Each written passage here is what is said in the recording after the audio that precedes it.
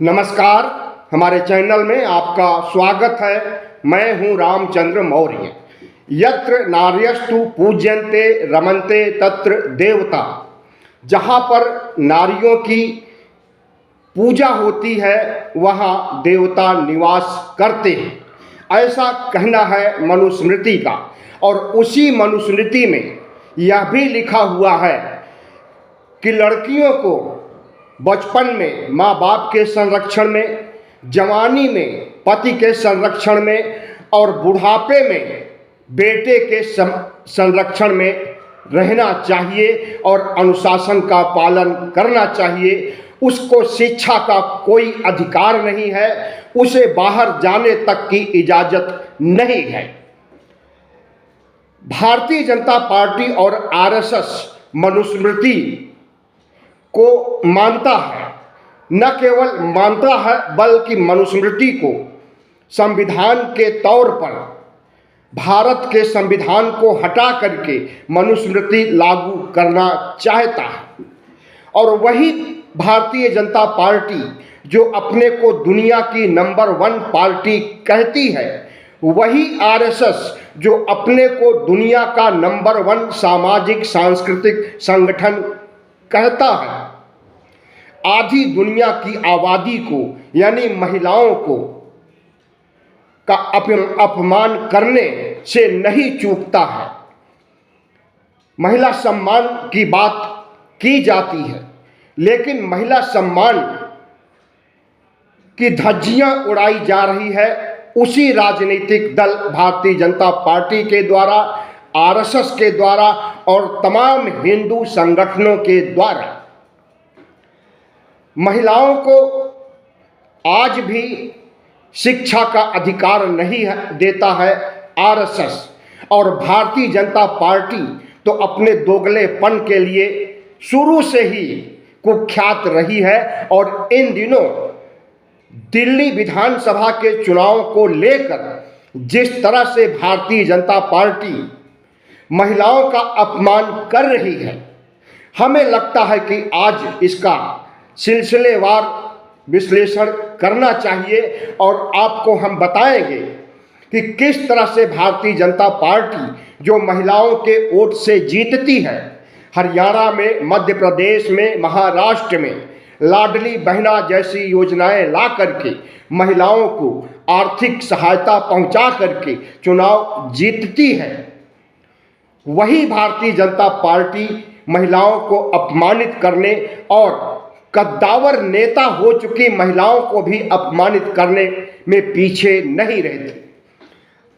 अभी थोड़े दिनों पहले बाबा साहब डॉक्टर भीमराव अंबेडकर का अपमान किया इस देश के गृह मंत्री अमित शाह ने, और इसकी चर्चा पूरे देश में हुई और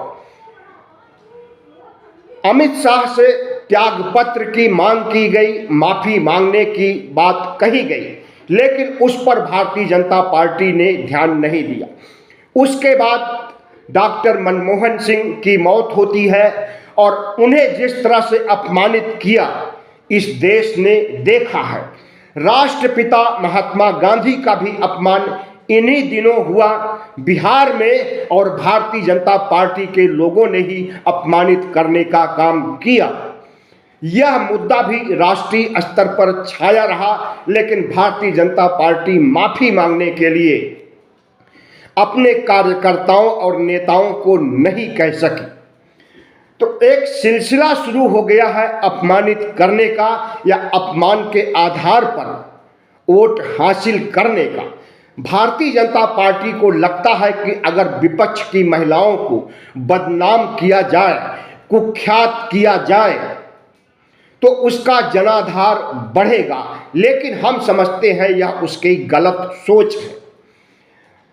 दिल्ली में कालका विधानसभा सीट पर 3 प्रत्याशी हैं, जिसमें भारतीय जनता पार्टी के वही रमेश बिधूड़ी हैं जिन्होंने संसद भवन में दानिश अली को भद्दी भद्दी गालियां दिया था और आज तक माफी मांगने का काम नहीं किया, और भारतीय जनता पार्टी ने उसे दंडित नहीं किया। रमेश बिधूड़ी के खिलाफ दिल्ली की मुख्यमंत्री आतिशी खड़ी है और भारतीय कांग्रेस पार्टी से अलका लांबा, जो कि दिल्ली यूनिवर्सिटी की छात्र नेता रह चुकी हैं। जिस तरह से रमेश बिधूड़ी ने दानिश अली को अपमानित किया था, लानत मलानत किया था, भद्दी भद्दी गालियां दिया था, इतनी भद्दी गालियां तो बताई भी नहीं जा सकती हैं। लेकिन उसी रमेश बिधूड़ी ने कालका में चुनाव प्रचार करते हुए कहा कि कालका और आसपास की सड़कों को प्रियंका गांधी के गाल की तरह सुंदर बना दिया जाएगा। भारतीय जनता पार्टी के नेताओं ने बीच बचाव किया, लेकिन वह जो कुछ बोल गया उसके लिए ईमानदारी से माफी भी मांगने का काम नहीं किया। सिर्फ इतना कह करके अलग हो जाता है कि अगर किसी को ठेस पहुंचा है तो उसके लिए हमें खेद है। लेकिन भारतीय जनता पार्टी का शीर्ष नेतृत्व अगर अपमान पर उतारू हो जाए, खास करके महिलाओं के अपमान पर, डॉक्टर भीमराव अंबेडकर के अपमान पर, मनमोहन सिंह के अपमान पर और राष्ट्रपिता महात्मा गांधी के अपमान पर, तो इसे क्या कहा जा सकता है? याद रहे, प्रधानमंत्री नरेंद्र मोदी ने महिलाओं को गाली दे करके प्रधानमंत्री पद की गरिमा को तार तार कर दिया है। इन्होंने सबसे पहले शशि थरूर, जो कांग्रेस के नेता हैं, उनकी पत्नी सुनंदा पुष्कर को, जो अब दुनिया में नहीं है, देहांत हो चुका है, उनके बारे में प्रधानमंत्री नरेंद्र मोदी ने कहा था 50 करोड़ की गर्लफ्रेंड। प्रधानमंत्री नरेंद्र मोदी को इतनी बड़ी गाली, इतनी बड़ी जलालत आखिर आती कहां से है? उनके दिमाग में ऐसी बातें आती कहां से हैं? कांग्रेस प्रमुख सोनिया गांधी को कांग्रेस की विधवा जर्सी गाय तक कहा है। जर्सी गाय ज्यादा दूध देने के लिए जानी जाती है और उसी तरह से जर्सी गाय के रूप में प्रधानमंत्री नरेंद्र मोदी ने सोनिया गांधी को चिन्हित किया। तो इसे क्या कहा जा सकता है? भारतीय जनता पार्टी की सोच, उनकी विचारधारा और उनका चुनाव जीतने के लिए इस तरह की फप्तियां कसने के लिए जो शब्द इस्तेमाल किए जाते हैं, हम समझते हैं कि ऐसा किसी भी राजनीतिक दल में नहीं किया जाता है और करना भी नहीं चाहिए। इन्हीं भारतीय जनता पार्टी के एक नेता हैं जो कि मंत्री भी हैं, अनुराग ठाकुर। इन्होंने मुसलमानों को टारगेट करते हुए क्या कहा था, शायद आपको याद होगा, देश के गद्दारों को गोली मारो सालों को। लेकिन इससे ज्यादा विभत्स टिप्पणी अगर महिलाओं के लिए किया जा रहा है, दिल्ली के मुख्यमंत्री आतिशी को पोपट कहा जा रहा है और ऐसी गालियां इस्तेमाल की जा रही है जिसे आपको बताया नहीं जा सकता है। इसी तरह से अलका लांबा को कहा जा रहा है कि जबरन पेशे में ढकेला गया, जबरन चुनाव में ढकेला गया, जबरन चुनाव लड़ाया गया। हम समझते हैं रमेश बिधूड़ी जो एक के बाद दूसरी महिला को अपमानित कर रहा है, उसे भारतीय जनता पार्टी क्यों बचा रही है और उसे दंडित क्यों नहीं करती? क्या कालका विधानसभा सीट से अब भी उसे टिकट दिया जाएगा? कुछ नहीं कहा जा सकता है। जब गोली मारने वाले अनुराग ठाकुर को राज्य मंत्री से कैबिनेट मंत्री बना दिया जाता है, तो यही उम्मीद कीजिए कि रमेश बिधूड़ी को भी अगर भारतीय जनता चुनाव जीतती है तो मुख्यमंत्री नहीं तो मंत्री तो जरूर बनाएगी। भारतीय जनता पार्टी जिस रास्ते पर चल रही है चुनाव हासिल करने, चुनाव जीतने के लिए, और जिस तरह से चुनाव आयोग को सेट करके वोट काटे जा रहे हैं और वोट बढ़ाए जा रहे हैं, इतना ज़्यादा वोट बढ़ाए जा रहे हैं जिसकी उम्मीद नहीं की जा सकती है। मई 2024 में जब लोकसभा का चुनाव था तो उस समय जो आंकड़े दिल्ली के जारी किए गए थे कि दिल्ली में कितने वोटर हैं, उसमें 10 लाख की वृद्धि हो जाती है पिछले 6-7 महीनों में। और ये 10 लाख वोटर कहां से आ रहे हैं और इन्हें कैसे प्रमाणित किया गया और इन्हें कैसे नया वोटर बनाया गया, यह बात किसी के समझ में नहीं आ रही। आज चुनाव आयोग ने voter list, final voter list जारी कर दी है और अब कुछ ही दिनों में दिल्ली विधानसभा चुनाव के लिए अधिसूचना भी जारी हो जाएगी। अधिसूचना जारी होने के पहले दिल्ली में जिस तरह से घमासान छिड़ा हुआ और प्रधानमंत्री नरेंद्र मोदी और अमित शाह ने दिल्ली में प्रचार करने के लिए उतर चुके हैं स्टार प्रचारक के रूप में, और उनके साथ में जो भगवा टीम उतरी है वह जिस तरह से महिलाओं की लानत मलानत कर रही है। कांग्रेस की प्रमुख नेता प्रियंका गांधी, जिसमें देश इंदिरा गांधी की छवि देखता है, अगर उन्हें निशाना बनाया जा रहा है, उनके लिए भद्दी भद्दी गालियां दी जा रही है और उनके गाल के जैसे बनाने के लिए दिल्ली की सड़कों के लिए ऐलान किया जा रहा है, तो साथ ही में रमेश बिधूड़ी यह भी कहता है कि लालू यादव ने पहले कहा बिहार में कि हम बिहार की सड़कों को हेमा मालिनी के गाल की तरह बना देंगे।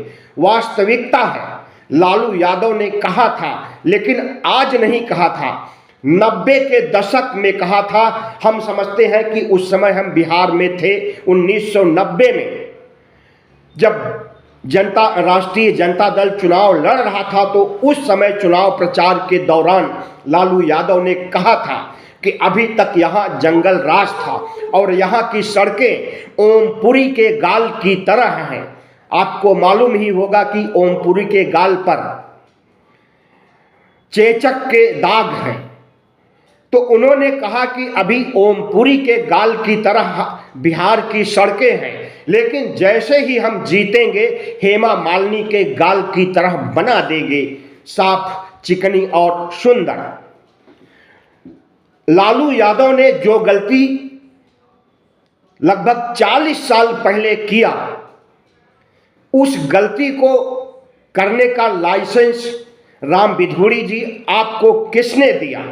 लालू यादव की उस समय बहुत लानत मलानत हुई थी और उन्होंने माफी भी मांगा था, लेकिन उनका हवाला दे करके अगर आप कांग्रेस की प्रमुख नेता जो सांसद भी बन चुकी हैं प्रियंका गांधी, अगर आप उनको अपमानित करने का काम करेंगे तो यह देश, यह दिल्ली कतई पसंद नहीं करेगी और प्रियंका गांधी में इंदिरा गांधी की छवि देखने वाली महिलाओं, पुरुषों के वोट से आपको महरूम होना पड़ेगा। भारतीय जनता पार्टी एक ऐसी पार्टी है जो कि आदिवासियों के मुंह में पेशाब करती है, दलितों के मुंह में मैला झोंकती है, मूत पिलाती है। इस तरह के पता नहीं कितने अमानवीय कृत्य करती है। ओबीसी, एससी, एसटी को अगर उनके यहाँ शादी भी पड़ती है तो उसमें घोड़ी पर नहीं बैठने दिया जाता है, और एक बार की बात नहीं, अनेकों बार आए दिन यह चीज देखने को मिलती है कि ओबीसी, एससी, एसटी के लोग अगर मूछे रख लेते हैं, अगर शादी में घोड़ी पर बैठते हैं, तो कहीं कहीं तो उनका कत्लेआम भी कर दिया जाता है और अक्सर उन्हें घोड़ी से उतार करके अपमानित किया जाता है। तो भारतीय जनता पार्टी का यह दोहरा चरित्र, एक तरफ सबका साथ, सबका विकास, सबका प्रयास जैसे नारे लगाए जाते हैं, और दूसरी तरफ बिल्किस बानो जैसी मुस्लिम महिला के साथ भारतीय जनता पार्टी के नेता कार्यकर्ता, दर्जन भर कार्यकर्ता और नेता बलात्कार करते हैं और उसकी दुधमही बेटी को पटक करके पत्थर पर मार देते हैं और बलात्कार करने के बाद फरार हो जाते हैं। जब उनके ऊपर मुकदमा चलता है, गुजरात में नहीं महाराष्ट्र में मुकदमा चलाया गया, क्योंकि गुजरात में अदालतों को मैनेज कर लेने का भी खतरा था। महाराष्ट्र में मुकदमा चलाया गया और बिल्किस बानो के सभी बलात्कारियों को सजा दी गई, आजीवन कारावास दिया गया। उन बलात्कारियों को भारतीय जनता पार्टी 15 अगस्त 2023 को रिहा कर देती है और उन्हें फूल माला से सम्मानित करती है, उन्हें मिठाइयां खिलाई जाती हैं और उन्हें संस्कारी ब्राह्मण कहा जाता है। तो ऐसी है भारतीय जनता पार्टी। हाथरस कांड आप नहीं भूले होंगे, जिसमें एक दलित बच्ची को 19 साल की बच्ची के साथ बलात्कार किया गया और उसके बाद जब हाय तौबा मचा तो योगी आदित्यनाथ की पुलिस का हेड आलोक कुमार सामने प्रकट होता है और कहता है कि बलात्कार तो हुआ ही नहीं। लेकिन जब सीबीआई जांच होती है तब आलोक कुमार की पोल खुल जाती है और मुकदमा चलता है। अभी भी मुकदमा चल रहा है। लेकिन इस बीच हाथरस पीड़िता के परिवार वालों को जिस तरह से प्रताड़ित किया जा रहा है और उन्हें मुकदमा वापस लेने की धमकी दी जा रही है, मारने की धमकी दी जा रही है। अभी हाल में राहुल गांधी भी गए थे वहां पर और तीसरी बार राहुल गांधी गए थे, तो वहां का हाल उन्होंने बयां किया तो रोंगटे खड़े हो गए। जो हालात उस परिवार का है, भारतीय जनता पार्टी के राज में, दिल्ली में, हम देश के दूसरे हिस्से की बात नहीं कह रहे हैं, दिल्ली जो नरेंद्र मोदी के नाक के नीचे है, अमित शाह के मंत्रालय के नाक के नीचे है, दिल्ली सरकार में, दिल्ली सरकार के अधीन दिल्ली पुलिस नहीं आती है, बल्कि केंद्र सरकार और अमित शाह के अधीन दिल्ली पुलिस है। और दिल्ली में जितनी हत्याएं हो रही हैं आए दिन, ऐसा कभी नहीं हुई है। और दिल्ली में 6 बलात्कार रोज हो रहे हैं। औसत निकालने पर कांग्रेस के नेताओं ने बताया कि 6 बलात्कार दिल्ली में। अब आप सोचिए, दिल्ली जो एक बहुत छोटा राज्य है, लगभग 1.5 करोड़ यहाँ की आबादी है, इतनी आबादी में अगर 6 लड़कियों से रोज बलात्कार हो रहा है और उस पर नियंत्रण नहीं पाया जा रहा है, तो समझिए देश के क्या हालात होंगे। और देश के हालात ये है कि बलात्कार होने के बाद अगर कोई पीड़ित एफआईआर कराने जाता है तो उल्टा उसी के खिलाफ एफआईआर कर लिया जाता है। पूरे देश का यही हाल है, खास करके डबल इंजन वाले राज्यों का यही हाल है। इसलिए बलात्कार से संबंधित अन्य राज्यों के आंकड़े आ ही नहीं पाते हैं। और दिल्ली में जिस तरह से महिलाओं के साथ बलात्कार हो रहा है, महिलाओं को अपमानित किया जा रहा है, हम समझते हैं कि महिला सम्मान की धज्जियां उड़ाई जा रही हैं। पूरे देश में महिलाओं के साथ जितना अपमान होता है, महिलाओं के खिलाफ जितने अपराध होते हैं, वह गृह मंत्रालय के आंकड़े, एनसीआरबी के आंकड़े गवाह हैं कि इस देश में सबसे ज्यादा अपराध महिलाओं के साथ होता है, उसके बाद दलितों के साथ होता है और पिछड़ों के साथ होता है। लेकिन भारतीय जनता पार्टी जो कि आरएसएस की से निकली है, भारतीय जनता पार्टी और आरएसएस, इन दोनों हिंदूवादी संगठनों या पार्टियों में महिलाओं को सम्मान नहीं दिया जाता है। महिलाओं को 33% लोकसभा विधानसभा चुनाव में टिकट देने और उन्हें राजनीति में लाने के लिए पहल नरेंद्र मोदी द्वारा जरूर की गई पिछले दिनों, लेकिन वह पहल कब लागू होगी, वह कानून कब बनेगा, कुछ नहीं कहा जा सकता। महिलाओं को पटाने के लिए, उनके वोट को हासिल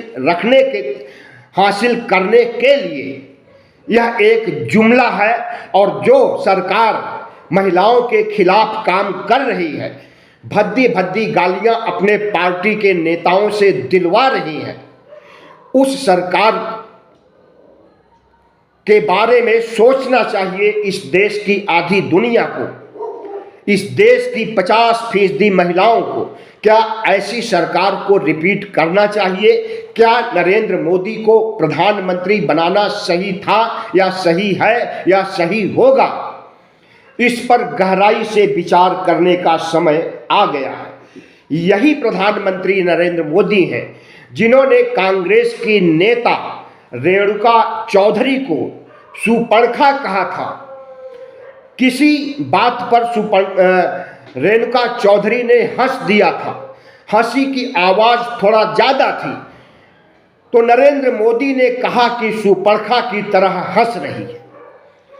तो प्रधानमंत्री नरेंद्र मोदी जब खुद इस देश की महिलाओं को अपमानित करते हैं और वोट हासिल करने के लिए उन्हीं महिलाओं को लाडली बहना योजना के तहत रुपया मुहैया करते हैं, वो चाहे हरियाणा हो, वो चाहे महाराष्ट्र हो, यहां पर तो चुनाव जीत लिए गए महिलाओं को पैसे देकर।